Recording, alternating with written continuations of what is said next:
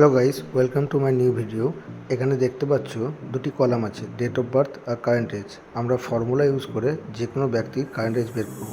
তাহলে এখানে দিলাম equal to today, first bracket open, first bracket close, minus date of বার্থের যে ডেটটা আছে সেটা সিলেক্ট করলাম।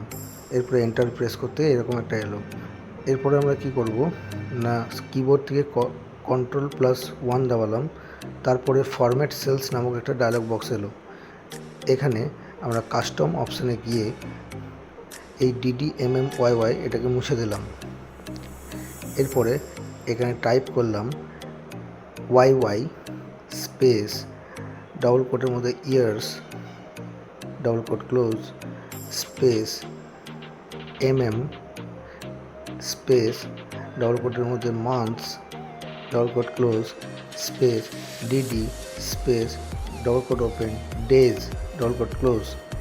এরপরে আমরা ওকে বাটনে ক্লিক করব। তারপরে দেখো এখানে কিন্তু প্রথম ব্যক্তির কারেন্ট এজ বেরিয়ে গেছে। এরকমভাবে ড্র্যাগ অ্যান্ড ড্রপ করলে প্রত্যেকটির কিন্তু বের করা সম্ভব।